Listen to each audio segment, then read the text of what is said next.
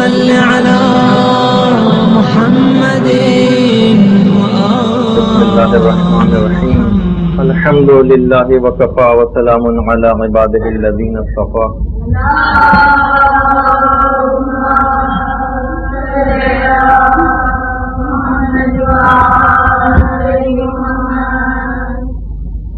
اس سے پہلے کہ ہم آئندہ کا کوئی لاہ عمل آپ کے سامنے پیش کریں، ضروری محسوس ہوتا ہے کہ ایک ایسے موضوع پر تھوڑی سی گفتگو کر لی جائے کہ جب بھی کبھی انسان کسی دینی کام میں اپنے قدم کو آگے بڑھاتا ہے تو شروع میں تو ایک للہیت اس کے اندر نظر آتی ہے، لیکن جیسے جیسے وقت گزرتا جاتا ہے کچھ غیر الہی اہداف اس کے ساتھ ساتھ چلنا شروع ہو جاتے ہیں، اور انسان کی کیفیت وہ جو شروع میں جوش و جذبات کی تھی وہ وقت گزرنے کے ساتھ ساتھ کم ہوتی چلی جاتی ہے.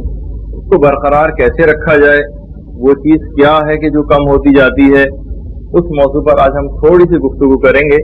اور واقعی وہ ایک ایسا ہے کہ علم اخلاق کے اعتبار سے اور دین کے لیے کام کرنے والوں کے اعتبار سے، دینی طالب علموں کے اعتبار سے وہ موضوع انتہائی اہمیت کا حامل ہے، اور وہ ہے صفت اخلاص. اخلاص چیز کیا ہوتی ہے، اس کو ہم کیسے پہچانیں کہ ہمارے اندر اخلاص ہے یا اخلاص نہیں ہے. اس کے کچھ طریقے ہیں جو انشاءاللہ آج کی گفتگو میں آگے آئیں گے، اور پھر آخر میں ہم اس پروگرام کو اناؤنس کریں گے کہ جو انتہائی فائدہ مند ہوگا آپ لوگوں کے لیے انشاءاللہ. دیکھیے، اگر ابھی جو کہ ہم جس موضوع پہ گفتگو شروع کرنے جا رہے ہیں، اگر انسان مخلص نہ ہو تو باقاعدہ ایسے افراد کے لیے قرآن کے اندر ایک جملہ آیا ہے کہ جو کہ تقریباً 27 مقامات پر آیا ہے. ویل، واو یہ لام، فویل للمصلین الذین هم عن صلاتهم ساہون الذین هم یراؤون. ویل، تباہی، بربادی، جہنم کا گڑھا ہے ان افراد کے لیے.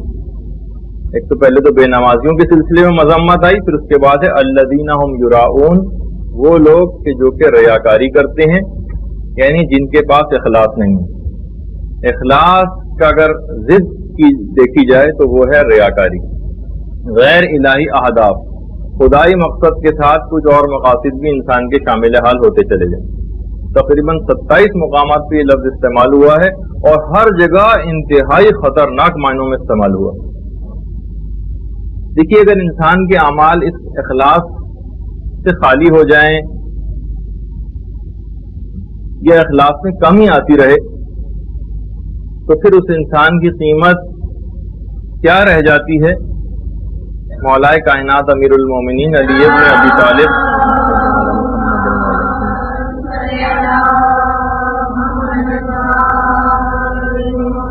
فرماتے ہیں فقط اتنی جتنی کسی شخص کے جسم سے جو نجاست نکلتی، بس یہ قدر و قیمت ہے اس کی، یعنی پیشاب و پخانے کے برابر. جرمنی کے ایک سائنسدان نے ایک دفعہ انسان کی قیمت معلوم کرنا چاہیے کہ اگر پیسوں کے اعتبار سے دیکھیں تو انسان کتنے کا ہونا چاہیے، کہ جسم میں ہمارے کتنے آئرن ہے، کتنا کیلشیم ہے، کتنا فاسفورس ہے، کتنی کون سی منرلز ہیں، کون سے ٹریس ایلیمنٹس ہیں، سب کو اگر ملا لیا جائے تو کتنی قیمت بنتی. تو اس نے جو حساب لگایا تو 80 مارک کے برابر وہ قیمت بنتی. یہ پھر بھی اس نے ہمارے اعتبار سے، موضوع کے اعتبار سے دیکھیں تو زیادہ قیمت ہے اس نجاست و گندگی کے مقابلے میں جو کہ وہ غیر الہی اہداف میں بسر کرتا ہے. کوئی مفت میں بھی لینے کو تیار نہیں ہوگا، بلکہ شاید پیسے بھی دیں تب بھی تیار نہ ہو نجاستوں کو کوئی لینے پر. اولئک کالانعام، ایسے لوگوں کے لیے قرآن میں کہا گیا کہ جانوروں جیسے ہیں، بلکہ اس سے بھی بدتر. اور اگر کوئی شخص مومن اخلاص کے اس مرحلے کے اوپر آ گیا تو وہی مومن ہے جس کے لیے کہا گیا کہ اس کا رتبہ خانہ کعبہ سے بھی زیادہ ہے، اور ایسے ہی مومن کے لیے کہا گیا کہ اس کا رتبہ جبریل سے بھی زیادہ ہے. اور اگر اس نے اس چیز کو ان چیزوں کو حاصل نہ کیا کہ جو کہ اخلاص کو بڑھانے والی ہیں. ایسا نہیں ہے کہ فقط اخلاص کو علامتوں سے ہی پہچانیں گے. کچھ طریقے آگے چل کے ایسے آئیں گے جن سے، اور آسان طریقے بھی ہیں کہ جن پر اگر ہم عمل کرنا شروع کریں تو ہمارے اندر صفت اخلاص پیدا ہوتی چلی جائے گی. مثل الذین حملوا التوراۃ ثم لم يحملوها كمثل الحمار يحمل اسفارا، سورہ جمعہ کی آیت. ایسے افراد کی مثال کچھ اس انداز کی ہو جاتی ہے، کمثل الحمار، ایسے گدھے کی سی مثال ہو جاتی ہے، یحمل اسفارا، کی جس پر کتابوں اور مدرسۃ القائم کے نوٹ کا بوجھ لاد دیا گیا ہو. یہ میں نے اس کے اندر تھوڑی سی تبدیلی کر دی نعوذ باللہ قرآن کی آیت میں، لیکن صرف آپ کو سمجھانے کے لیے. کتابوں کا لفظ حملوا التوراۃ ثم لم يحملوها كمثل الحمار يحمل اسفارا، جس پہ کتابوں کا بوجھ لاد دیا گیا. کتابوں کا جملہ میں نے اس وجہ سے استعمال نہیں کیا کہ زیادہ تر آپ میں سے کتابوں کو پڑھتی بھی نہیں ہیں اور فقط شاید صرف یہاں کے نوٹس امتحانات کی تیاری کے لیے لیے جاتے ہیں. تو میں صرف یہ بھی آپ کے سامنے بیان کرتا جا رہا ہوں کہ اگر انسان کے اندر صفت اخلاص نہ رہے یا کم ہوتی چلی جائے تو اس کی مثال کچھ اس انداز کی بھی ہو جاتی ہے. وہ جو حکایات میں ملتا ہے نا کہ تیمور لنگ بلکہ ایک دفعہ حمام گیا اور وہاں پہ اس نے ایک دھوتی پہن کے وہ جو زمانے میں ملازمین ہوتے تھے ان سے اپنی کمر کو صاف کروانے لگا. تو اس دوران اس نے اپنے ملازم سے پوچھا کہ بتاؤ میری قیمت کتنی ہے. بادشاہ وقت پوچھ رہا ہے میری قیمت کیا ہے. اس نے کہا حضور 300 دینار. کہنے لگا بے وقوف، 300 دینار تو میری لنگی کی قیمت ہے. کہا کہ حضور اسی لنگی کی وجہ سے میں نے آپ کی قیمت 300 دینار بتائی. تو واقعی انسان اتنا ہی بے حقیقت ہو جاتا ہے، بظاہر لگتا تو وہ بقول ہمارے برادر وسیم عام کے چوکتا مقطع قسم کا، ویسے میں پوچھوں گا کہ اس کے معنی کیا ہیں ان سے، لیکن یہ کہ اس کے اندر سے وہ چیز کم ہوتی چلی جاتی ہے. اب ہم اس کو پہلے دیکھتے ہیں کہ آخر یہ اخلاص کی تعریف کیا ہے. ہر وہ کام، ہر وہ چیز، ہر وہ مقصد کہ جس کے اندر صرف اور صرف پروردگار عالم ہے، یہ ہے اخلاص. اس کے اندر کوئی 1% بھی شہرت کی، حب جاہ کی، دوسروں کو دکھانے کے لیے، لوگوں کے سامنے اپنی پوزیشن کو بڑھانے کے لیے کوئی بھی اس انداز کی کوئی بات آئی تو یہ اخلاص کے منافی ہو جائے گا. لوگوں کی صفت اخلاص کے اعتبار سے 2 اقسام. ایک کو کہتے ہیں مخلص اور ایک ہوتا ہے مخلص. ایک ہے زبر کے ساتھ، ایک ہے زیر کے ساتھ. مخلص جو کہ اردو میں بہت زیادہ معنوں میں استعمال ہوتا ہے. مخلص کے معنی یہ ہیں کہ وہ شخص کہ جو کہ اخلاص کے مدارج ابھی طے کر رہا ہو، اس کا بھی ہر عمل خالص نہ ہوا ہو، جو بھی کوششیں کر رہا ہے اخلاص کو حاصل کرنے کے لیے، بشرطے کہ وہ واقعی سنسیئرلی کوششیں کر رہا ہو. ایسے افراد کو کہتے ہیں مخلص. اور ایک ہوتے ہیں مخلص جو کہ تمام ان کیفیات سے گزر کر آگے آ گئے ہوں اور ان کا عمل مکمل طور پر خالص ہو گیا. ایسے افراد کو کہا جاتا ہے مخلص. جب بھی قرآن میں وہ شیطان کا جو قول نقل کیا گیا ہے نا، جو آپ اکثر پڑھتی ہیں، لِأَغْوِيَنَّهُمْ أَجْمَعِينَ إِلَّا عِبَادُكَ مِنْهُمُ الْمُخْلَصِينَ. یہاں پہ بھی کہا کہ پروردگار میں تیرے تمام بندوں کو گمراہ کروں گا سوائے تیرے مخلص بندوں کے. مخلصین کو تو پھر بھی شیطان گمراہ کر سکتا ہے جو اس راہ پر قدم آگے بڑھاتے چلے جا رہے ہوں، اس میں امکان ہے. لیکن الا عبادک منہم المخلصین، جو اس مرحلے سے آگے گزر گئے ہیں اور اپنے تمام اعمال انہوں نے خالص کر لیے ہیں، ان کو نہیں بہکا سکوں گا. وہ جو میں نے بہت دفعہ پہلے آپ کے سامنے مہدی بحرالعلوم کی مثال دی تھی. مہدی بحرالعلوم ایک دفعہ دوران درس دیتے دیتے مسکرائے. جب ان کے شاگردوں نے ان سے پوچھا کہ آپ کیوں مسکرا رہے ہیں، تو فرمایا کہ آج 20 سال کی محنت شاقہ کے بعد مجھے ایسا محسوس ہوا ہے کہ میرے اعمال ریاکاری سے پاک ہو گئے ہیں اور مکمل اخلاص مجھ میں آ گیا. تو دیکھا آپ نے کہ جب انسان محنت کرتا ہے تو بہرحال اس کو وہ مقام مل ہی جاتا ہے. کوششیں کرتے کرتے ایک موقع ایسا آتا ہے کہ وہ مخلص سے مخلص ہو جاتا ہے، زیر سے زبر ہو جاتا ہے۔ اچھا، اب اتنا میں اور بتا دوں، جیسے کہ اکثر روایات کے اندر یہ بات بھی آئی ہے کہ جو صفت اخلاص ہے نا، یہ پروردگار عالم فرماتا ہے کہ یہ میرے رازوں میں سے ایک راز ہے، اور یہ فقط میں اس شخص کے دل کے اندر پیدا کرتا ہوں جس سے میں شدید محبت کرتا ہوں۔ اور علماء نے ایک بات اور بھی لکھی ہے کہ جو خدا کے مخلص بندے اور وہ واقعی عاقل تر ہیں، یعنی عقل مند شخص کی پہچان یہ بتائی کہ عقل مند افراد صفت اخلاص میں ایک دوسرے سے مقابلہ کرتے ہیں، ان کی دیگر غیر الہی اہداف کے اندر محنتیں ضائع نہیں ہوتی، بلکہ اگر ایک دوسرے سے مقابلہ کرتے بھی ہیں نا تو صفت اخلاص کے ساتھ، صفت اخلاص کو حاصل کرنے کے لیے ایک دوسرے سے کمپٹیشن کرتے ہیں۔ اور یہ بھی کہا گیا ہے کہ قیامت کے اندر جو لوگوں کی درجہ بندی کی جائے گی اور گروپنگ کی جائے گی وہ اخلاص کی مقدار کے برابر کی جائے گی، جس کی جتنی پرسنٹیج اخلاص کی ہے وہ اسی کے گروپ کے اندر شامل ہوگا۔ اچھا، اب آ جائیے اگر ہم اس لحاظ سے اس کو دیکھیں علامات کے اعتبار سے بھی، تو اس کی کئی علامتیں کہ ہم کیسے پہچانیں گے کہ ہمارے اندر یہ صفت پائی جاتی ہے۔ اس کی کافی ساری علامتیں ہیں، اور زیادہ امکان اسی بات کا ہے کہ جو موضوع آج ہم شروع کر رہے ہیں کہ اس کے لیے شاید 2 ورنہ 3 نشستیں چاہیے ہوں گی، اور یہ کہ واقعی اتنا ہی اہم موضوع ہے کہ ہماری ساری محنتیں کہیں برباد نہ ہو جائیں خدا نخواستہ، ہماری آپ کی سب افراد کی۔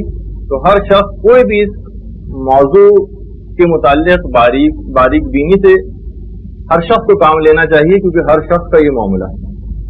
علامات کیسے پہچانے کہ ہم مخلص ہیں؟ پہلی چیز جو کہ پیغمبر اسلام نے بتائی، فرماتے ہیں کہ ہر حقیقت کی ایک علامت ہوتی ہے، ہر حقیقت کی ایک علامت، اور اخلاص کی علامت یہ ہے کہ وہ شخص تعریف کو پسند نہ کرے۔ اچھا، اگرچہ اس کے اندر ابتدائی طور پر ایک دم سے اس صفت کو حاصل کر لینا، آیت اللہ مشکینی اربیلی فرماتے تھے جب بھی اپنی کتاب کے اندر انہوں نے کہا ہے کہ اگر اپنی تعریف سن کر آپ کا نفس پھول کے کپا ہو جائے اور ایک آپ کو بڑی خوشی محسوس ہونے لگے تو سمجھ جائیے کہ آپ کا نفس ابھی تک بیمار ہے۔ حقیقت یہ ہے کہ یہ بیماری کی کیفیت ہے۔ تو پہلی چیز تو یہ ہے، اگرچہ اس میں بہت سے مرحلے آپ کو تھوڑے سے نسبتاً مشکل لگیں گے، لیکن بہرحال کبھی نہ کبھی اس منزل کے اوپر آپ کو آنا ہے۔ یہ نہیں کہ یہ ہمارے مقام اور مرتبے سے بہت بلند چیز ہے، پیغمبر اسلام نے کوئی یہ بہت ہی اعلیٰ پائے کے لوگوں کے لیے نہیں بلکہ بالکل عام لوگوں کو یہ سب باتیں اور کیفیات بتائیں۔ تو ہر شخص کو اس کو حاصل کرنے کے لیے تگ و دو کرنی چاہیے اور اپنی تعریف کو سننا پسند نہ کرے۔ یہ پہلی علامت۔ علامت نمبر 2 وہ یہ ہے کہ مخلص افراد سے ہر شخص کو فقط اور فقط خیر اور بھلائی نصیب ہوتی ہے۔ یہ ہو ہی نہیں سکتا کہ کسی مخلص انسان کسی کا دل دکھا رہا ہو، کسی کی غیبتیں کر رہا ہو، کسی کی ٹانگ کھینچنے کے چکر میں ہو، کسی سے دل میں کینہ رکھے ہوئے ہو معمولی باتوں پر۔ یہ صفت اخلاص کے منافی اقدامات ہیں سارے۔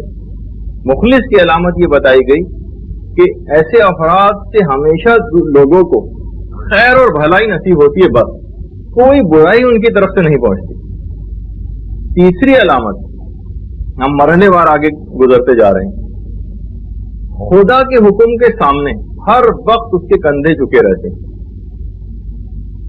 ہر وقت خدا کا حکم یہ ہے، بس وہ فوراً سر تسلیم خم کر دیتا ہے، چاہے وہ اس کے مزاج کے خلافی کیوں نہ ہو۔ بہرحال اس پہ ہم زیادہ گفتگو نہیں کریں گے اور اگلے مرحلوں کے اوپر جائیں گے۔ چوتھی علامت، ثمرۃ العلم اخلاص العمل۔ علم کا ثمر یہ ہے کہ اخلاص عمل اس کے بعد حاصل ہو ہی جاتا ہے، بشرطے کہ وہ علم آداب و شرائط کے ساتھ حاصل کیا گیا۔ اگر آداب سے کوئی شخص آری ہے کہ واقعی جس طریقے سے علم حاصل کرنا چاہیے تو صرف تضییع اوقات اس کا ہوگا اور اس کے اندر وہ نورانیت پیدا ہی نہیں ہو سکے گی کہ جو کہ علم کو حاصل کرنے کے بعد آ جانی چاہیے. آداب علم کئی دفعہ آپ کے سامنے بیان ہو چکے ہیں کہ علم کو آداب کے ساتھ جو شخص بھی حاصل کرے گا اس کے اندر اخلاص پیدا ہو ہی جائے گا. پانچویں چیز الاخلاص ثمرۃ العبادہ. اخلاص عبادات کا ثمر ہے. ویسے تو عبادت کے اندر اس کا مفہوم ذرا وسیع ہے، لیکن ابھی ہم صرف کنسنٹریٹ کر رہے ہیں فزیکل عبادات پہ. ہم یہ دیکھتے ہیں کہ انسان جب تک، ہم مشاہدہ بھی آپ سب لوگوں کا، جب تک نسبتاً کم علم رہتا ہے اس کی عبادات زیادہ نظر آتی ہیں. مسجدوں میں بھی زیادہ وہ نظر آتا ہے، دیگر لمبی لمبی عبادتیں بھی وہ کرتا ہوا نظر آ رہا ہوتا ہے. لیکن جیسے جیسے اس کا علم بڑھتا چلا جاتا ہے، شیطان اس کو اس ظلم میں مبتلا کر دیتا ہے کہ بھائی تم تو دیگر بھی اتنے سارے تبلیغی کام کر رہے ہو، تمہیں جسمانی عبادتوں کی اتنی کیا ضرورت. اس کی جسمانی فزیکل عبادات کے اندر کمی واقع ہوتی چلی جاتی ہے. وہ یہ سمجھ رہا ہوتا ہے کہ میں یہ اپنی ان مصروفیات کی وجہ سے مجھ میں کمی آئی ہے، جبکہ یہ کوئی بھی عذر نہیں ہے. اس کی عبادات اس کے اندر بھی ساتھ ساتھ اگر زیادتی ہو تو پھر یہ اخلاص کی علامت ہے. اور اگر اس کی عبادات کم ہو رہی ہیں تو وہ یہ بات جان لے کہ شیطان اس کو مسلسل بیوقوف بنانے کے چکر میں ہے. تو بہرحال الاخلاص ثمرۃ العبادہ یہ ایک علامت ہو. چھٹی علامت یہ ہے کہ خواہشات نفسانی سے مخلص شخص ہمیشہ اجتناب کرتا ہے. جب بھی مولا فرماتے تھے کہ وہ شخص کیسے اخلاص کو حاصل کر سکتا ہے جس کے دل میں خواہشات نفسانی غلبہ حاصل کیے ہوئے ہیں. تو اگر خواہشات نفسانی گناہ کر جہاں موقع آیا بس انسان وہیں گناہ کے اندر گرفتار ہو گیا اور اس کے دل میں ہمیشہ خواہشات نفسانی تازہ ہی رہیں، غلبہ حاصل کیے رہیں، تو ایسے شخص کو اخلاص حاصل ہونا بہت مشکل ہے. اس کے بعد روایات کے اندر یہ بات بھی بیان ہوئی. ساتویں چیز جو کہ اخلاص کو حاصل کرنے کا ایک طریقہ بھی ہے، اپنی آرزوؤں کو چھوٹا کرو، کم کرو تاکہ تمہارے اعمال خالص ہو جائیں. جس کے دل میں ہر وقت بس دنیا کو حاصل کرنے کی خواہش، مجھے یہ مل جائے، وہ مل جائے، وہ مل جائے، وہ مل جائے، اور لاتعداد خواہشات فقط دنیا اور دنیا کی، ایسے شخص کو اخلاص حاصل ہونا بہت مشکل ہے. کہ نسخہ بھی ہے اخلاص کو حاصل کرنے کا، قلل اعمال تخلص لک الاعمال. اپنی آرزوؤں کو چھوٹا کرو تاکہ تمہارے اعمال خالص ہو جائیں.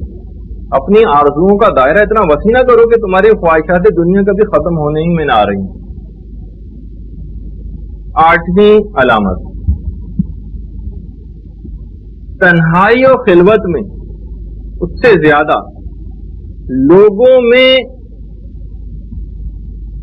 لوگوں کے درمیان عمل خالص رکھتا ہو. دیکھیے تنہائی کے اندر اکثر جبکہ کوئی نہ دیکھ رہا ہو کچھ نہ کچھ اخلاص انسان کے اندر آ ہی جاتا ہے. اصل اہمیت اس بات کی علماء نے جملہ لکھا ہے کہ لوگوں کے مجمع کے درمیان اپنے اعمال کو خالص رکھیں. آپ کو کسی جگہ مجلس پڑھنے جانا ہو اور بڑے لوگ آگے پیچھے آپ کے ہو رہے ہیں، اس وقت لوگوں کے سامنے جبکہ آپ لوگوں کی توجہ کا مرکز بنی ہوئی ہوں، ہر کوئی مثلا آپ کو دیکھ رہا ہو، ایسے موقع پر ریاکاری نہ آئے، ایسے موقع پر آپ کے اعمال خالص رہیں. یہ ہے اصل موقع. تو یہ اس کی علامتوں میں سے ایک علامت ہے کہ وہ لوگ تنہائی اور خلوت سے زیادہ لوگوں میں اس کے اعمال خالص رہیں.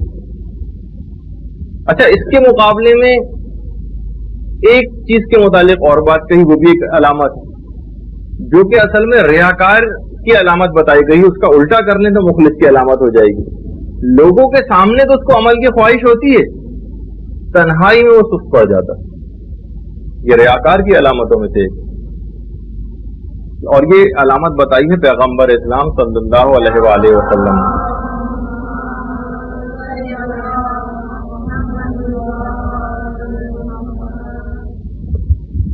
دسویں علامت یہ بھی پیغمبر اسلام سے مروی ہے، فرماتے ہیں کہ جو شخص یہ چاہتا ہے جو بھی ریاکار ہے وہ یہ چاہتا ہے کہ ہر کام پر میری تعریف ہو. اس کے مقابلے میں مخلص تعریف کو بالکل بھی پسند نہیں کرتا, ہر کام پہ تعریف کیے جانے کو پسند کرتا, چاہے دنیا کا کوئی کام ہو, دین کا کوئی کام ہو, ہر چیز میں اس کو تعریف چاہیے. جہاں ہر وقت تعریف کے معنی ہے کہ دوسرے لوگوں کی توجہ اس کو حاصل کرنے میں تمام اپنی توجہات کو مبذول رکھتا ہے, تو اس کے دماغ میں پھر غیر الہی اہداف آ ہی جائیں گے اور اخلاق سے دور ہوتا چلا جائے گا. اور پیغمبر نے یہ بھی ایک علامت بتائی ہے کہ ہر وقت اس کو اپنی ظاہر کی دوستگی کا خیال رہتا ہے, ہر وقت ظاہر کی دوستگی کا خیال. معمولی سا بس, یعنی اگر توجہات ہیں بھی تو بس صرف اس بات پر ہیں کہ مثلا ہمارا پردہ بظاہر بالکل ٹھیک ہو جائے. دیکھیے یقیناً یہ بہت اہم چیز بھی ہے, لیکن کیا ہے کہ وہ نورانیت بھی تو دل کے اندر پیدا کیجیے کہ جو اس پردے کے نتیجے میں آپ کو حاصل ہوئی. اگر صرف ظاہر داری کی حد تک اسلام رہے اور دلوں کے اندر داخل نہ ہو اور وہ نورانیت اس سے نہ جھلکے. دیکھیے جب بھی نورانیت ہوتی ہے نا تو عمل سے جھلکتی. میں آپ کو ایک مثال دیتا ہوں کہ میڈیکل کالجز میں جو فائنل ایئر کا ایک امتحان ہوتا ہے اس میں باقاعدہ ایک امتحان ہوتا ہے جس کو شارٹ کیس کہتے ہیں.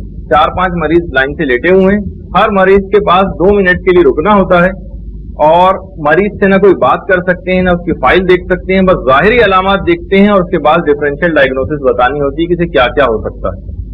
جب انسان کی ظاہری علامات بیماری کی وہ اپیئر ہو جاتی ہیں, آبویس ہو جاتی ہیں, اس سے ایک اندازہ لگایا جا سکتا ہے, تو انسان کی باطنی جو خصوصیات کا اندازہ بھی اس کی علامات سے لگایا جاتا ہے. تو یہ جتنی بھی علامتیں بیان ہو رہی ہیں آپ کے سامنے, ہر شخص خود جج کرے کہ واقعی کہیں علامتیں مجھ میں تو نہیں پائی جاتی. اگرچہ اس پہ میں آگے چل کر ایک بات کروں گا کہ ان تمام خصوصیات کو کبھی بھی دوسروں پر منطبق نہ کیجیے گا. ایک سب سے بڑی غلطی ہوگی جو آپ کریں گی, یہ فقط اور فقط ہر شخص کو انفرادی طور پر بتائی جا رہی ہے. اور کیوں یہ میں نے یہ بات کہی, اس کا آگے چل کر تذکرہ بھی آنے والا ہے. 12ویں علامت, چلے جو بھی نمبر ہے,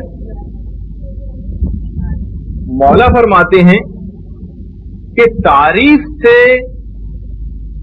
اچھا یہ ریاکار کی جہاں پہ بات آ رہی ہوتی ہے اس کا برخلاف کر لیں گے تو مخلص کی علامت بن جائے گی.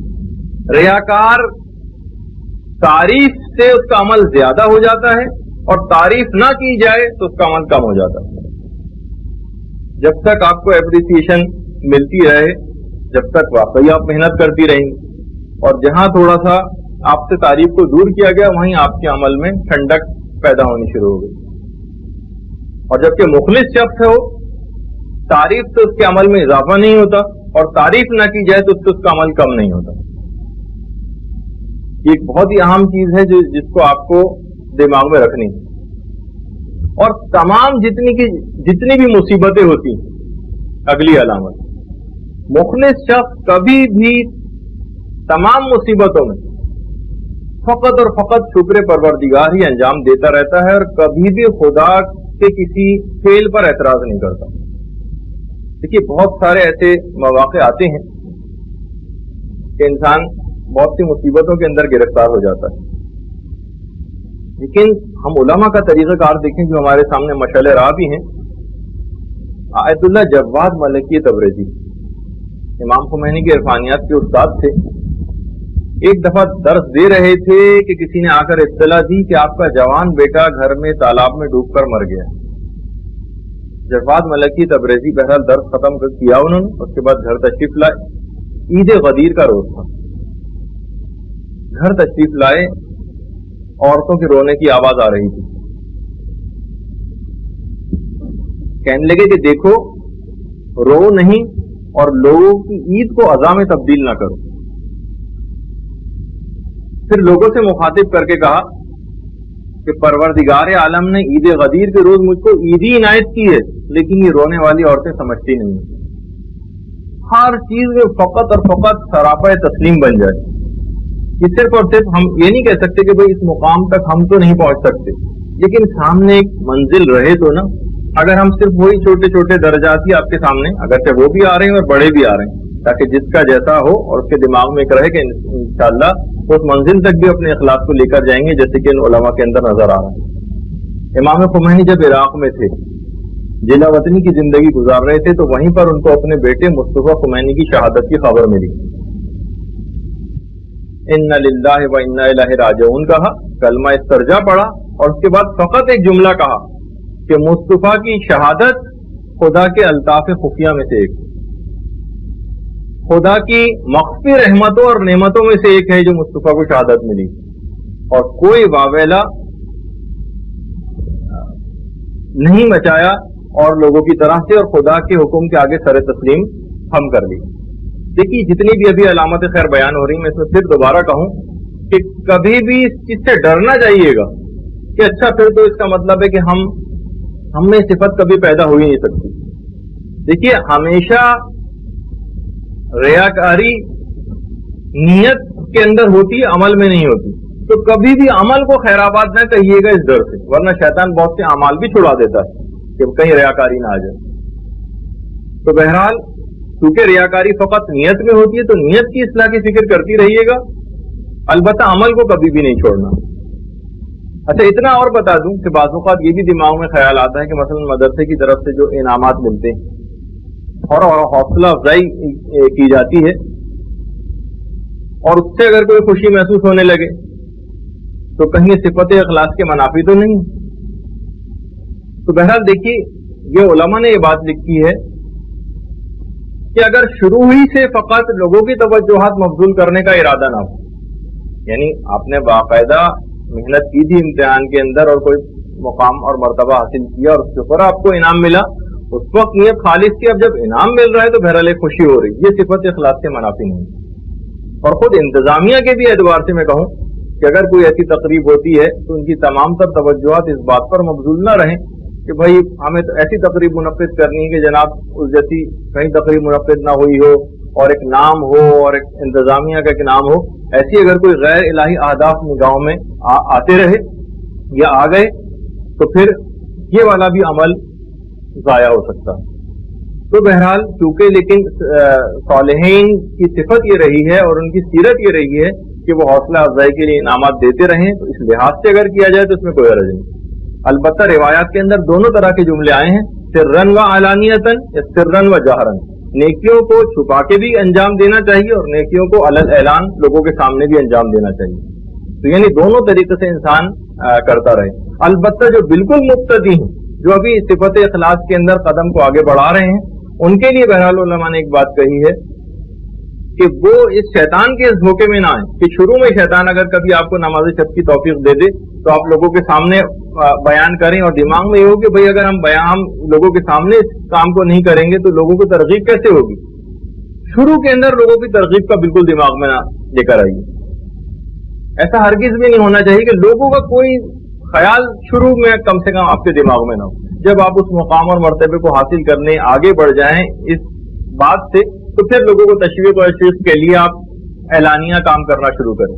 लेकिन नहीं, जब तक अपने नफ्स से बेएतमादी रहे कि वो आपको कभी भी धोखा दे सकता है, तब तक अपने तमाम नेकामाल को छुपा कर ही करती रहिए। इतना और बता दूं, इसका भी जिक्र आ गया बीच में, मुहज्जतुल बैज़ा हमारे इल्म अखलाक की सबसे बेहतरीन किताब मुल्ला मोहसिन फैज काशानी की। उलमाए अहले सुन्नत में सबसे ज्यादा अखलाक की जो सबसे बड़ी किताब है वो इमाम गजाली की अहयाउल उलूम है, जो सबसे मारूफ है। एक लिहाज से इमाम गजाली की अहयाउल उलूम का जवाब लिखा है मुहज्जतुल बैज़ा के नाम से मुल्ला मोहसिन फैज काशानी ने। उसमें उन्होंने एक खास 3 अलामत बताई हैं हर उस आलिम के लिए, हर उस मुबल्लिग के लिए, हर उस वाइज के लिए, हर उस उस्ताद और टीचर के लिए कि वो कैसे पहचाने कि मुझ में अखलाक पाया जाता है या अखलाक नहीं पाया जाता। 3 कहा कि 3 अलामतों से वाइज, मुबल्लिग, मजलिस पढ़ने वालियां, दीन का काम करने वाले, दीन को फैलाने वाले, मदरसे में पढ़ाने वाले असातिज़ा और दीनी तालिब इल्म, सब इन 3 सिफात से अपने आप को पहचान सकते हैं कि उनके अंदर अखलाक पाया जाता है या नहीं। नंबर 1, अगर उनसे पढ़ा रही हैं और कोई एक अच्छा पढ़ाने वाला आ गया और जो मकबूलियत की भी उसने तेजी के साथ मदारिज तय करी, अब आपको जेलसी शुरू हो गई کہ لوگوں کی توجہات اس کی طرف مبذول ہو گئے, لوگ اس سے سوال جواب زیادہ کرنے لگے, آپ کے پاس لوگ آنا بند ہو گئے تو آپ ملول خاطر ہو گئے. اگر یہ دماغ میں آ رہا ہے تو اس کا مطلب ہے صفت اخلاص نہیں. مخلص کی تو علامات یہ ہے کہ اس سے بہتر کوئی شخصیت اگر آ گئی تو وہ خدا کا شکر ادا کرتا ہے کہ اس نے میرے بوجھ کو کم کیا. بلکہ امام خمینی نے تو یہاں تک لکھا تھا کہ وہ پھر وہاں سے اپنا بوریا بستر سمیٹے اور کسی اور جگہ جائے, یہاں تو اس شخص نے جگہ لے لی, اب کسی اور جگہ جا کے اپنی خدمات کو انجام دے بالفرض اگر ایسی بھی کوئی صورتحال ہو. اس طرح دیکھیے یہ بڑی ایک اہم چیز ہے اور انسانوں کو صرف یہ محسوس کرنے کی چیزیں ہیں. اگر کبھی بھی آپس میں کوئی ایسی جیلسی کینہ یا کسی کو ابھرتے ہوئے دیکھ کر یا کوئی نئے آنے والی ہو سکتا ہے کہ آئندہ طالبات کے اندر سے ایسی آ جائے جو پرانی سینئر طالبات سے بھی آگے جا رہی ہو اور دل میں ان کے کچھ اس انداز کی رقابت آ جائے جو اسلام کو پسندیدہ نہیں ہے, تو اس کا مطلب ہے کہ صفت اخلاص کی کمی. آیت اللہ گلپائگانی, آیت اللہ سید محمد رضا گلپائگانی فرماتے ہیں کہ ایک دفعہ میں ایک عالم جانکنی کی کیفیت میں تھے تو میں ان کے پاس گیا عیادت کے لیے. آنکھیں کھولی, پوچھا کہ کیا تم سید محمد رضا گلپائگانی ہو؟ کہنے لگے جی ہاں. کہا کہ دیکھیے حالت نظم ہے, کہا کہ خدا نے آخر مجھ پر اتنا ظلم کیوں کیا؟ استغفر اللہ, جانکنی کی کیفیت میں ایک عالم کہہ رہا ہے. سید محمد رضا گلپائگانی نے کہا ایسی کیا بات ہو گئی؟ کہا کہ دیکھو تم میرے ہمدرد اور کلاس فیلو تھے, تم اتنے بڑے مقام اور مرتبے تک خدا نے تم کو پہنچا دیا اور میں وہی چھوٹا سا ایک عالم ہی رہا, آخر خدا نے مجھ پہ اتنا ظلم کیوں کیا؟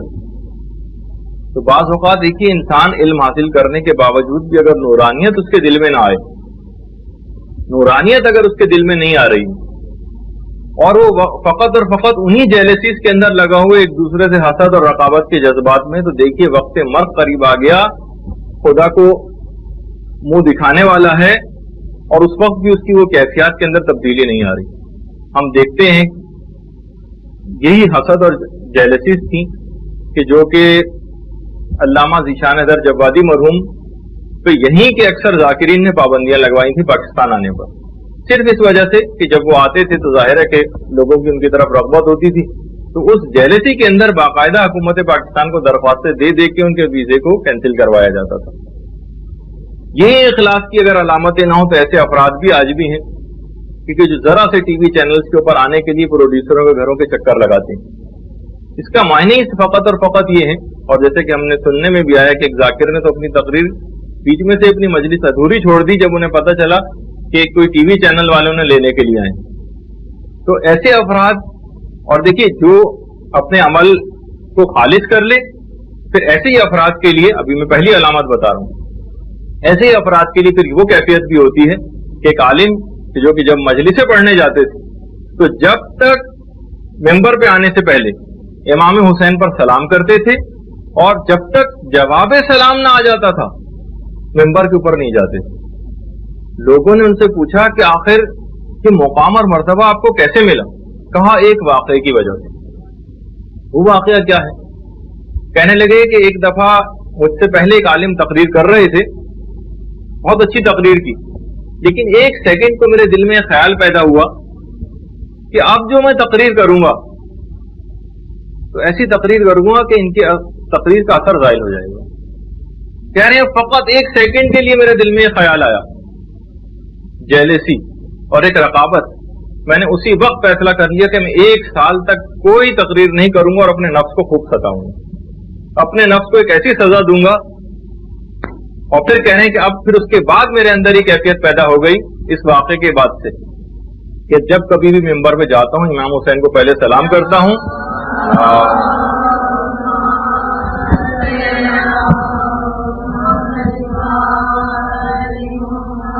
امام حسین کو سلام کرتا ہوں اور جب تک جواب سلام نہ آ جائے جب تک میں ممبر پہ نہیں جاتا, اور اب میں اپنے کانوں سے امام حسین کے سلام کا جواب سنتا ہوں. تو دیکھیے بعض اوقات یہ بھی نوبت اور ایک مرحلہ آ جاتا ہے. تو بہتر اگر شخصیات اگر آ جائیں تو اس کو خوشی ہی محسوس ہو کہ چلے میرا کام آسان ہو گیا, نہ صرف یہ کہ ان سے رقابت کے اندر گرفتار ہو جائے. دوسری علامت فرماتے ہیں کہ اگر بڑی اور معتبر شخصیات اس کی محفل میں آ جائیں تو اس کے بولنے کے انداز میں کوئی تبدیلی نہ آئے، ان کی توجہات کو مبذول کرنے کے لیے اپنی علمی قابلیت نہ بگھارنے لگے، بالکل وہی انداز رکھے کہ جو کہ سطح عمومی والا کی اس طرح عام لوگوں سے گفتگو کرتا ہے، تب پتا چلے گا کہ اس کے اندر اخلاص ہے۔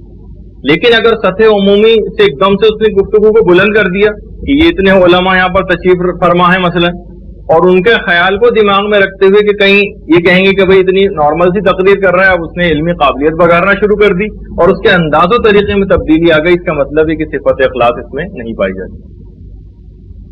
علامت نمبر 3 فرماتے ہیں کہ اگر کبھی ایسے مقام اور مرتبے کے حامل افراد، مجلس سے پڑھنے والی خواتین، درس دینے والے اساتذہ، تبلیغ کے لیے کام کرنے والے واعظین، ذرا سا لوگ اگر ان کے آگے پیچھے چلنے لگیں تو ان کو اس سے کوئی خوشی محسوس نہ ہو، بلکہ پریشان ہو جائیں۔ پیغمبر اسلام، مولا کائنات وغیرہ کی تمام سیرتوں میں یہ بات ملتی ہے کہ وہ سخت ناپسند کرتے تھے اپنے اطراف میں لوگوں کا اس انداز سے چلنا، تو اس کے انداز میں اگر کوئی تبدیلی آ رہی ہے اور اس طریقے سے گزرا جا رہا ہو کہ جس طریقے سے پریزیڈنٹ آف پاکستان گزرتے ہیں شٹل سروسز کے ذریعے، بہرحال اگر ان کے اپنے دل و دماغ کے اندر ایسی چیز نہیں ہے اور ویسے ہی ان کو خود بخود پروٹوکول مل رہا ہے تو ایک الگ بات ہے، لیکن خود ان کو اس سے کوئی خوشی محسوس نہ ہو اندرونی طور پر، علماء کو اپنے انداز سے لے کر جانا اور ان کی حفاظت کرنا وہ ایک الگ چیز ہے، لیکن ہر شخص اپنے اندر اس کیفیت کو محسوس کرے۔ اگر وہ یہ چاہ رہا ہے کہ بھائی، اکثر میں نے آپ کو مثال بھی دی کہ ہمارے اساتذہ میں اکثر ایسے جگہوں کے اوپر انہیں جانا پڑتا تھا کہ لوگ گدا گاڑی تک پہ لینے کے لیے ان کو آئے ایک جگہ سے دوسری جگہ لے جانے کے لیے، اور اس پہ بھی بیٹھ کر گئے۔ یہ نہیں ہے کہ میرے لیے مرسیڈیز کار ہونی چاہیے اور مجھے یوں پروٹوکول ہونا چاہیے اور مجھے یوں گھر سے لینے والے آئیں اور پھر میں اس کے بعد جاؤں گی مجلس پڑھنے کے لیے، یہ ہرگز بھی نہیں ہونا چاہیے۔ اگر کبھی بھی ایسا کوئی انداز، کوئی ذوم باطل پیدا ہو گیا ہے تو پھر اس کا مطلب یہ ہے کہ صفت اخلاص نہیں پائی جاتی۔ اچھا، اتنا اور تھوڑا سی اب جیسے کہ ہم اپنی گفتگو کو آگے بڑھا رہے ہیں، اتنی بات اور بیان ہو جائے تاکہ کوئی کنفیوژن اس سلسلے میں نہ رہے کہ جتنی بھی ہم عبادات انجام دیتے ہیں اگر اس کے اندر کوئی نشاط کی کیفیت پیدا ہو جائے، مزہ آنے لگے، خود مدرسے آنے میں ایک لطف آنے لگے، انعامات ملنے پر ایک خوشی محسوس ہونے لگے، تو کیا یہ صفت اخلاص کے منافی ہے؟ تو اس کا بھی ایک طریقہ علماء نے بتایا ہے کہ اگر عمل کی مقدار میں اور عمل کے معیار میں کوئی فرق نہ آ رہا ہو، اور پھر چاہے جتنے بھی مزے آپ کو آتے رہیں اس سے کوئی فرق نہیں پڑے گا۔ اگر عمل کی مقدار اور معیار میں فرق آنے لگے، بعض اوقات دیکھیے یہ بھی ہوتا ہے کہ علم حاصل کرنے کے شوق اور لگن کسی وجہ سے مدرسہ چھوڑنا بھی پڑ گیا، تب بھی آپ کے علم حاصل کرنے کی لگن کم نہیں ہونی چاہیے اگر آپ کے اندر اخلاص پایا جاتا ہے۔ اس وقت جبکہ اتنی زیادہ سہولتیں آپ کو میسر ہیں، علماء، درس، کیسٹ، کتابیں، انٹرنیٹ، بڑے بڑے مراجع سے آج استفتاء کریں اگلے دن جواب آئے گا، اتنی کانٹیکٹ لوگوں کے ہیں، ایک فون کریں اسی وقت جواب لے لیں، ہر کچھ موجود ہے۔ اس موقع کے اوپر بھی انسان اگر علم دین حاصل کرنے میں کوتاہی کرے تو اس سے زیادہ کبھی ایسا موقع تاریخ اسلام کے اندر نہیں گزرا جب اتنی آسانیاں پیدا ہو گئی، اور انشاءاللہ جب آگے مرحلہ چلے گا تو اور آسانیاں بھی پیدا ہوں گی، تو اب تو یہ عذر بالکل ختم ہو گیا۔ تو بہرحال اگر معیار میں کوئی فرق نہیں آ رہا ہے تو اس کا مطلب ہے کہ صفت اخلاص پائی جاتی ہے۔ چھٹے امام کے پاس ایک صحابی آئے، اللہم صل علی محمد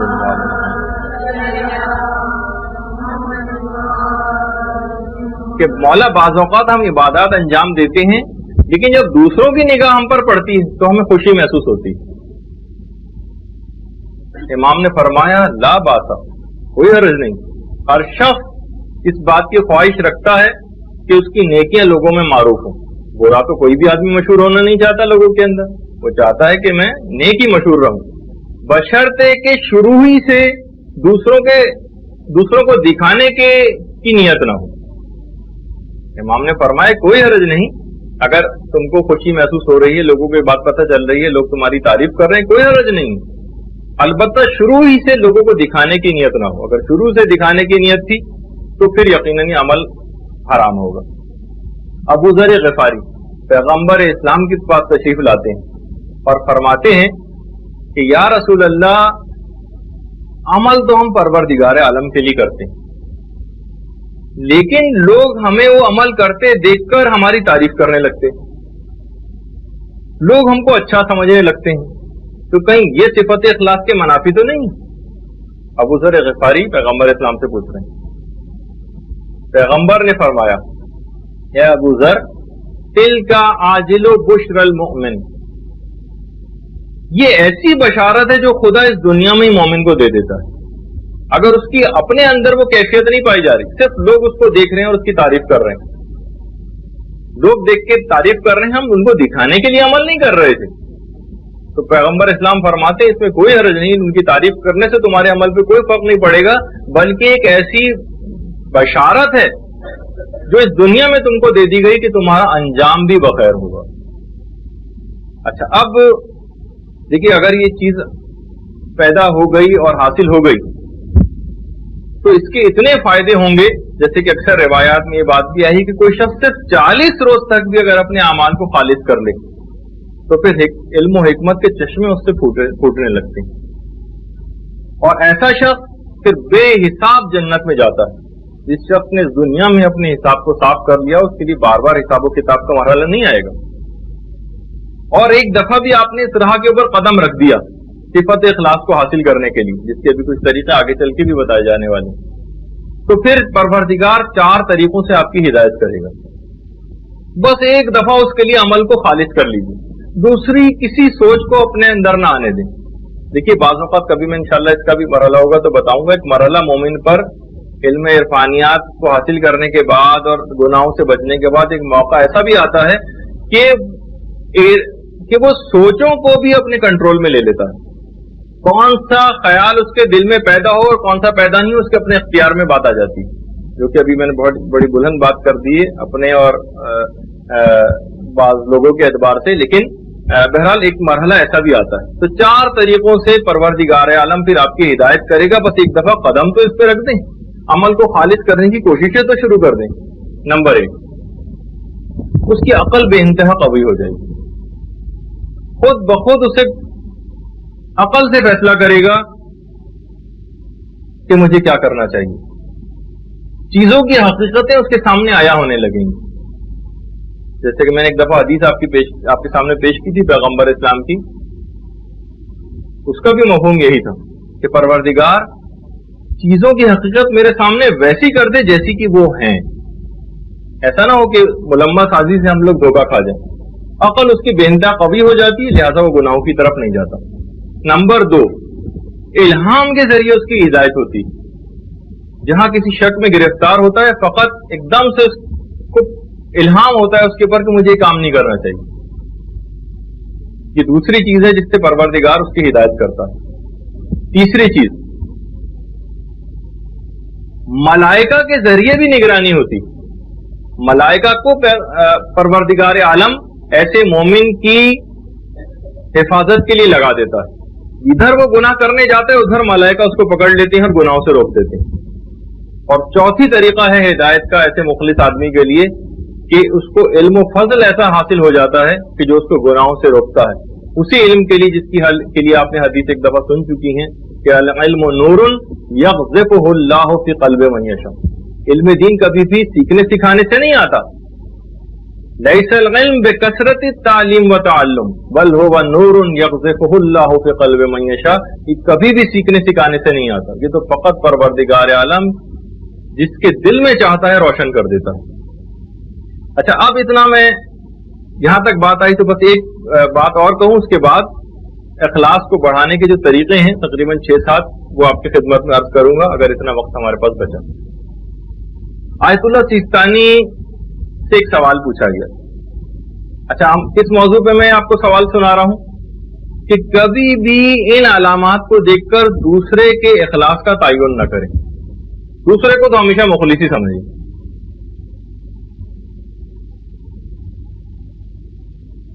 ایک سوال پوچھا کہ آپ یہ بتائیے کہ کوئی شخص اگر داڑھی منڈا ہو تو کیا، اور اس کے ساتھ وہ نماز بھی پڑھ رہا ہو، داڑھی منڈا ہوا شخص نماز پڑھ رہا ہو، تو کیا منڈی ہوئی داڑھی کے ساتھ قصد قربت ممکن ہے؟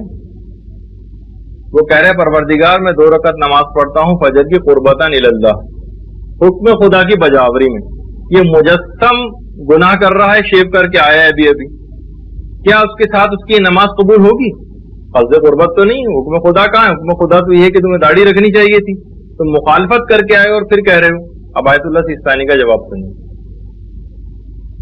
کہنے لگے کہ یہ چیز ایک ایسی ہے, ہمارے پاس کوئی ہارڈ اینڈ فاسٹ رول ایسا نہیں ہے جس سے ہم لوگوں کی عبادات کے متعلق یہ حکم لگا سکیں کہ ان کی عبادت قبول ہوئی یا قبول نہیں ہوئی.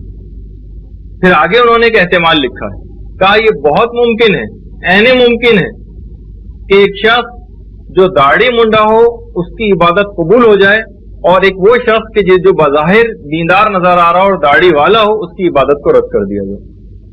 یہ ہم ہوتے کون ہیں حکم لگانے والے کہ فلاں شخص مخلص ہے یا مخلص نہیں. بس ہر شخص اپنی حد تک ان تمام علامتوں کو رکھے. جس طریقے سے ایک دفعہ ہمارے غرور و تکبر کے موضوع پہ شاید گفتگو ہوئی تھی, تو اس وقت بھی شاید یہ بات آئی تھی کہ یہ جتنی علامتیں غرور و تکبر کی بتائی جا رہی ہیں, ہر شخص اپنے اندر تلاش کرے. ہو سکتا ہے کہ وہ کلف لگے ہوئے کپڑے پہن کے جا رہا ہو اور اپنے آپ کو گندگی سے بچا رہا ہو, آپ سوچیں گے بھائی تو بہت ہی مغرور ہے. جی نہیں, وہ عادتاً ایسا کر رہا ہے, وہ نفاست پسند ہے, وہ مغرور نہیں. آپ نے کیسے سوچ لیا اس کو؟ تو خیر اسی انداز سے صفت اخلاص کے اندر بھی آپ کو اس بات کا خیال رکھنا ہے. اب آ جائیے کون سے ایسے طریقہ کار اختیار کیے جائیں کہ جس سے ہمارے اندر اخلاص پیدا ہونے لگا. ابھی تمام اخلاص کی علامتیں نہیں بتائی میں نے, کیونکہ وقت اتنا کم ہے, ہم انشاءاللہ اگلی نشست میں, لیکن یہ کہ آج کی حد تک کچھ گفتگو آگے بڑھ جائے. اخلاص کو ہم کیسے بڑھائیں, یا اخلاص کو پیدا کیسے کریں؟ جو سب سے پہلا طریقہ ہے جس کو ہم اکثر جب کبھی اس قسم کے طریقہ کار بیان ہوتے ہیں تو لوگ سوچتے ہیں کہ بھائی یہ تو کوئی ایسا خاص طریقہ نہیں ہوا. پروردگار سے رو رو کر اخلاص کے لیے دعا کریں.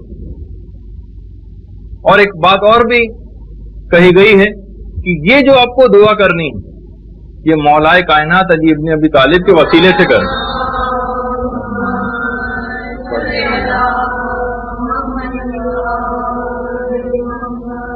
ان کے بس ان مولائے کائنات کیا ان کا اخلاص اور کیا ان کے اندر نورانیت, ان کے وسیلے اور واسطے سے اگر دعا کی جائے گی صفت اخلاص کے لیے تو وہ پیدا ہو کر رہے گی. بلکہ ایک دفعہ مولا کی بڑی عجیب و غریب حدیث, ایک دفعہ پیغمبر اسلام کے پاس آیا اور کہا کہ یا رسول اللہ, آپ خدا سے سفارش کر دیجئے کہ پروردگار میری مغفرت کر دے. کیسا عجیب و غریب سوال ہے.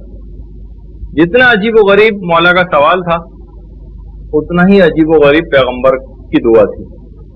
پیغمبر نے ہاتھ دعا کے لیے بلند کی کہ کہا کہ اے پروردگار, تجھ کو علی کے حق کا واسطہ تو علی کی مغفرت فرما. مولا کہنے لگے یا رسول اللہ, میں نے آپ سے مغفرت کی دعا کرنے کو کہا تھا, آپ نے میرے ہی حق کا واسطہ خدا کو دے دیا. کہا کہ علی میں کیا کروں, تم سے زیادہ محبوب پروردگار عالم کو کوئی ہے بھی تو نہیں.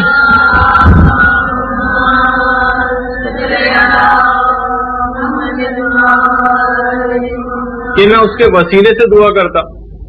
تو بہرحال ایسی شخصیت آپ کے پاس موجود ہے, اس کے وسیلے سے جو اخلاص کے کمال تک پہنچا ہوا ہو, اس کے وسیلے سے اگر آپ دعا کریں گے تو کیوں دعا قبول نہ ہو. یہ پہلا ایک طریقہ ہے جس پہ ہم بہت وقت کم دے رہے ہیں, لیکن یہ کہ آپ خود اس کے اندر سے پھول بوٹے جو ہے وہ پیدا کریں. اچھا, دوسری چیز, دوسرا طریقہ, اور یہ طریقہ بتایا ہے شہزادی کونین حضرت فاطمہ الزہرا سلام اللہ علیہ.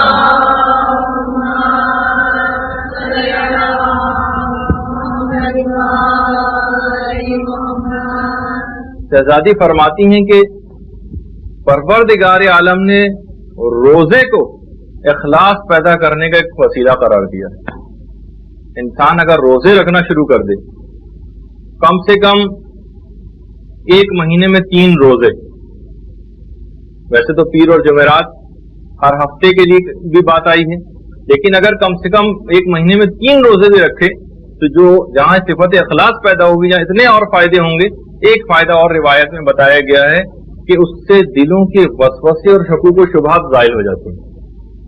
ایک مہینے میں اگر کوئی بھی شخص 3 روزے رکھے گا تو بہرحال روزہ ایک ایسی چیز ہے جس کے اندر جس کو انسان کرتا رہے تو ہر وقت اس کو صرف پروردگار عالم کا خیال روکے رہتا ہے روزہ توڑنے والی چیزوں سے. ہر وقت جب وہ باخدا رہے گا تو خود بخود اس کے اعمال میں اخلاص پیدا ہو جائے گا. یہ دوسرا طریقہ ہے. تیسرا طریقہ جس پہ علماء نے بہت زور دیا ہے, ائمہ معصومین بہت زور دیتے رہے ہیں, وہ ہے درس اخلاق میں پابندی کے ساتھ شریک ہونا. یہ ایک ایسی چیز ہے کہ اس زمانے کے جو سب سے مشہور محلے میں اخلاق گزرے ہیں, آیت اللہ محمد حسین طباطبائی, ان کے متعلق یہ بات ملتی ہے کہ جس وقت وہ نجف اشرف آئے تھے, جوانی کا دور تھا, علمی تبحر بہت زیادہ اس وقت بھی تھا, لیکن ان کو سمجھ نہیں آ رہا تھا کہ میں کس جگہ جا کر درس اٹینڈ کروں. تو سید علی شوستری اس زمانے میں علم اخلاق کے بہترین استاد تھے. وہ خود ان کے پاس آئے اور کہنے لگے کہ اگر کوئی شخص 20 سال بھی ایک اچھے اخلاق کے استاد کی تلاش میں گزار دے تو اس نے کوئی نقصان نہیں اٹھایا. اگر تم ایسے ہی اپنے لیے استاد تلاش کر بھی رہے ہو تو تم نے کوئی نقصان نہیں اٹھایا, جو اتنا ٹائم اگر لگ بھی گیا ہے. تم ایسا کرو کہ میرے درس اخلاق کے اندر آیا کرو. سید علی شوستری خود آیت اللہ محمد حسین طباطبائی کے پاس آئے تھے اور اگلے دن سے آیت اللہ طباطبائی نے ان کا درس اخلاق جوائن کر لیا. اور اس کے بعد پھر انتقال کے وقت تک محمد حسین طباطبائی کہتے رہے کہ آج میں جو کچھ بھی ہوں اور جو مقام بھی میں نے حاصل کیا سید علی شوستری کے درس اخلاق سے حاصل کیا. تو درس اخلاق کی دعوت دینا اور ان کو اس کے اندر لے کر جانا اتنے بڑے مقام تک آیت اللہ طباطبائی کو پہنچا گیا اور انہوں نے اپنی راہ پر ان کو لگا لیا. تو اس سے آپ اندازہ لگائیے, اسی اعتبار سے اخلاقی کتب کا مسلسل مطالعہ, اخلاق کو درست کرنے والی احادیث معصومین کا مسلسل مطالعہ جس میں ایک دن کا بھی ناغہ نہ ہو, اور درس اخلاق کیسٹ کے ذریعے اب اتنی آپ کو سہولت مہیا ہو گئی ہے, ایک سے ایک عالم کے کیسٹ اویلیبل ہیں, آپ ان کو لے جا کر سنیں اور روز اپنے آپ کو جب آپ ان کی باتیں سنیں گی تب یہ صفت آپ کے اندر پیدا ہوتی چلی جائے گی. جہاں آپ غفلت اختیار کی اور ان چیزوں سے اپنے آپ کو دور کیا, صفت اخلاق کم ہوتی چلی جائے گی. نمبر 4, راہ خدا میں مال کو خرچ کرنا. یہ اخلاص پیدا کرواتا ہے. دیکھا آپ نے کہ کہاں سے چیز کہاں جا رہی ہے. پروردگار عالم قرآن میں فرماتا ہے خذ من اموالہم صدقہ تطہرہم وتزکیہم. اے رسول ان کے اموال سے صدقہ لیجئے. اگرچہ اس کا معنی مفہوم کچھ اور بھی ہیں, لیکن میں جو ابھی آپ کے سامنے معنی پیش کر رہا ہوں, اے رسول ان کے اموال سے صدقہ لیں. خذ من اموالہم صدقہ, اس کا نتیجہ کیا ہوگا؟ تطہرہم وتزکیہم, یہ لوگ پاک و پاکیزہ ہو جائیں گے اور ان کا تزکیہ نفس ہو جائے گا. آپ نے دیکھا کہ مال خرچ کرنے سے خدا کی راہ میں تزکیہ نفس بھی ہو رہا ہے اور انسان پاک و پاکیزہ ہو رہا ہے, اس کے تمام اعمال کی تطہیر ہو رہی ہے اور وہ اخلاص کے مرتبے تک پہنچ رہا ہے. کیونکہ دیکھیے اگر جتنی بھی جس کی حیثیت ہے, اس میں ہمیشہ جب بھی مال خرچ کرنے کی بات آتی ہے تو لوگ دماغ میں امیر کبیر لوگ لے کر آ جاتے ہیں. نہیں, آپ کی اس وقت جو حیثیت ہے اس وقت دیکھا جائے گا کہ آپ کتنا مال خدا کے لیے خرچ کر رہے ہیں. ہو سکتا ہے کہ کسی حیثیت فقط 100 روپے ماہانہ کی ہو اور وہ نہیں خرچ کر رہا ہے اس کے مطابق. دیکھیے اگر یہ مال خرچ نہ کیا اپنی حیثیت کے مطابق دینی کاموں میں, تو جب وقت مرگ آئے گا تو قرآن میں ایک باقاعدہ ایک آیت ہے جس کا اصل مفہوم انشاءاللہ اس وقت پیش کیا جائے گا اگر آپ نے اس چارٹر کو منظور کر لیا جس کے نتیجے میں موت کے سلسلے میں ہم دروس دینا شروع کریں گے, تو پھر وہ آپ کے سامنے تفصیل آئے گی. اور منظور نہیں کیا تو خیر وہ بات ہی رہ جائے گی. تو قرآن میں یہاں تک بات آئی, ربی لولا اخرتنی الی اجل قریب فاصدق واکن من الصالحین. پروردگار جب ان لوگوں کے موت کا وقت قریب آتا ہے تو کہتے ہیں پروردگار تو اتنی مہلت ہمیں کیوں نہیں دیتا, فاصدق, تاکہ ہم صدقہ نکال دیں, واکن من الصالحین, اور صالح لوگوں کے اندر شامل ہو جائیں. تو یہ بات مرتے وقت تک, یہ اس وقت انسان جب نزع کی کیفیت پیدا ہو جائے گی اس وقت بھی پروردگار سے کہے گا پروردگار کاش میں اس وقت صدقہ نکال دوں اور صالح لوگوں کے اندر سے ہو جاؤں. جب بھی کبھی صدقات دینے کی باری آتی ہے تو ایک بات اور بھی دماغ میں رکھیے, اکثر یہ ہوتا ہے کہ بھئی لوگ اتنی زیادہ باریک بینی کے اندر چلے جاتے ہیں، ہم کس کو صدقہ دیں کس کو نہ دیں. آج کل بہت زیادہ چیٹر لوگ بھی ہو گئے اور فلاں، اور ایسی چیز کو پہچاننا بہت مشکل ہو گیا ہے. اور بعض اوقات لوگ اتنے حیران و سرگردہ ہیں کہ بعض اوقات یہاں پہ مدرسے بھی آتے ہیں چیز معلوم کرنے کے لیے. ایک صاحب ایک دفعہ آئے تھے، میں سن رہا تھا کہ وہ آ کے صرف یہی چیز بار بار پوچھ رہے تھے کہ آخر کوئی ایسا طریقہ بتائیے کہ ہم یہ پہچان سکیں کون شخص مستحق ہے اور کون مستحق نہیں. بالکل یہی سوال چوتھے امام سے آ کر ان کے ایک صحابی نے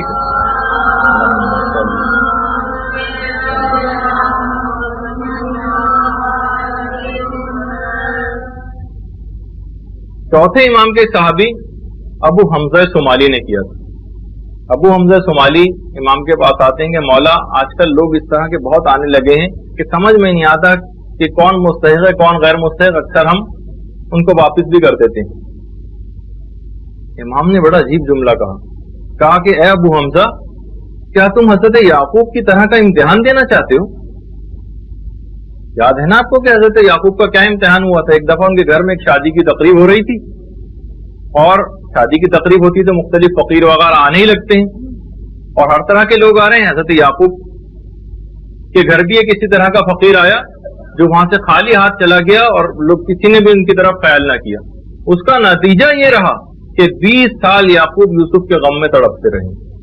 تو کبھی بھی آپ اس چکر میں نہ آئیے گا شیطان کے کہ مستحق کو جائے اور غیر مستحق کو نہ جائے اور فلاں چیز ہمیشہ آپ کو دینا. میں بہت ابھی اس مسئلے کی باریکی میں تو نہیں جا رہا، لیکن بس ایک آپ کو کا جو مقصد ہے پروردگار عالم کو خوش کرنا ہے، یہ اس بات کی تحقیقات کرنا نہیں کون مستحق ہے اور کون مستحق نہیں، اگرچہ اس کی تھوڑی سی تفصیل اور بھی ہے. کیونکہ دیکھیے کوئی ایسا موقع نہ آنے دیں کہ جس میں آپ امتحان میں گرفتار ہو جائیں اپنے کسی عمل کی وجہ سے. اس میں بھی مومن بہت ہوشیار رہنا چاہیے. باقاعدہ کسی کتاب میں پڑھ رہا تھا مقدس اردبیلی کا ایک واقعہ. مقدس اردبیلی اپنے تقوی و پرہیزگاری میں، جن میں پوری زندگی کہا جاتا ہے نہ صرف کوئی حرام کام بلکہ کوئی مکروہ کام بلکہ کوئی مباح کام بھی نہ کیا تھا، یا تو واجب کرتے تھے یا مستحب کرتے تھے ساری زندگی. مقدس اردبیلی کے پاس ایک دفعہ ایک عالم نے ان سے سوال کیا کہ بتائیے اگر کوئی انتہائی حسین و جمیل عورت آپ کو بالکل تنہائی میں ایسی جگہ پر مل جائے کہ جہاں کوئی دیکھنے والا نہ ہو، تو آپ کا اس وقت ریئیکشن کیا ہوگا؟ اصولاً دیکھا جائے تو محمد مقدس اردبیلی کو یہ بات کہنی چاہیے تھی کہ نہیں میں اپنے تقوی سے گناہ سے بچ جاؤں گا، نہیں، بلکہ کہا کہ پروردگار میں پناہ مانگتا ہوں خدا کی کہ خدا ایسا موقع اور امتحان ہی مجھ پر نہ آئے. کبھی بھی انسان اپنے اس کے اوپر وہ نہ کرے کہ میں بہت ساری چیزیں ایسی ہیں کہ آج کل نوجوانوں کے اندر مثلاً چیٹنگ کرنا بہت اپنے اوپر کہ ہمیں اپنے اوپر بہت اعتماد ہے، جناب ہم نامحرموں سے ہنسی مذاق کر لیں گے تو ہماری کیفیت پہ کوئی فرق نہیں پڑا، ہم کسی گناہ میں گرفتار نہیں ہوں گے، ہم مثلاً چیٹنگ پہ بات کر لیں گے تو کوئی حرج نہیں، ہم مثلاً نامحرم کزنس کے ساتھ ہنسی مذاق کریں گے تو ہم پہ کوئی فرق نہیں پڑے گا. نہیں، انسان کبھی بھی اپنے نفس کے اوپر بھروسہ نہ کرے، اور ہمیشہ جو اسلامی حدود مقرر کی ہیں پروردگار عالم نے بس وہاں تک اپنے آپ کو رکھے. تو بہرحال یہ ایک بات آپ کے سامنے پیش کی گئی. تو اس میں کتنی ابھی تک 4 طریقے بیان ہوئے. راہ خدا میں مال کو خرچ کرنے سے بات شروع ہوئی تھی، یعنی جو چوتھے نمبر کا طریقہ بتایا تھا کہ جس کے ذریعے تزکیہ نفس انسان کا ہوتا ہے اور صفت اخلاص پیدا ہوتی ہے. اس کے بعد 5ویں چیز جو کہ بہت ہی عام ہے، ہم جلدی بس اس موضوع کو مکمل کر رہے ہیں. 5ویں چیز اگرچہ ہے ذرا مشکل تھا جملہ لیکن سن لیجئے گا، استحضار آیت الم یعلم بان اللہ یرا. آیت اللہ محمد حسین طباطبائی سے جب بھی کوئی علماء آ کر کہتے تھے آپ ہمیں کوئی نصیحت کریں، ہمیشہ صرف ایک آیت پیش کرتے تھے، الم یعلم بان اللہ یرا. ابھی تک تم لوگوں کو اس بات کا علم نہیں ہے کہ خدا تمہارے تمام اعمال کو دیکھ رہا ہے. علم یعلم، ابھی تک تم لوگوں کے علم میں یہ بات نہیں آئی کہ خدا تمہارے تمام اعمال کو دیکھ رہا. بس کہہ رہے تھے یہ آیت یہ نصیحت کے لیے بہت کافی. امام خمینی سے بھی جب اکثر پوچھا جاتا تھا کوئی نصیحت کرے تو اس والی آیت کو پڑھتے تھے، علم یعلم بان اللہ یرا.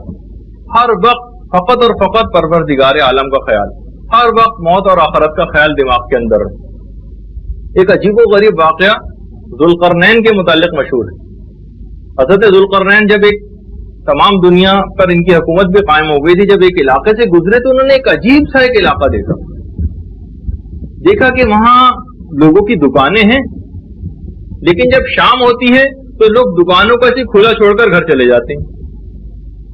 پورے علاقے کے اندر کوئی قبرستان نہیں, اور ہر شخص نے اپنے گھر کے آگے اپنے عزیزوں رشتہ داروں کی قبریں بنائی ہیں, اور ہر قبر کے اوپر جو عمر لکھی ہے وہ مرنے والے کی, کسی کی 20 سال لکھی ہے, کسی کی 15 سال لکھی ہے, کسی کی 5 سال لکھی ہوئی. کہا کہ یا اللہ یہ کیا ماجرا ہے, ایسی جگہ تو میں نے کبھی نہیں دیکھی. جب لوگوں سے استفسار کیا انہوں نے تو لوگوں نے کہا ہمیں ہر وقت یہ جو ہم نے اپنے گھروں کے آگے اپنے رشتہ داروں کی قبریں بنائی ہیں, ہم نے کسی قبرستان میں نہیں بنائی ہیں, تاکہ ہر وقت ہمیں اپنا انجام آنکھوں کے سامنے رہے اور ہر وقت خدا ہم کو یاد رہے. اس وجہ سے ہم اپنے گھروں کے سامنے اپنی رشتہ داروں کی قبریں بنائی ہوئی, اور اسی وجہ سے کوئی دکاندار کوئی خیانت کرنے کا کسی کے دل میں خیال بھی نہیں آتا.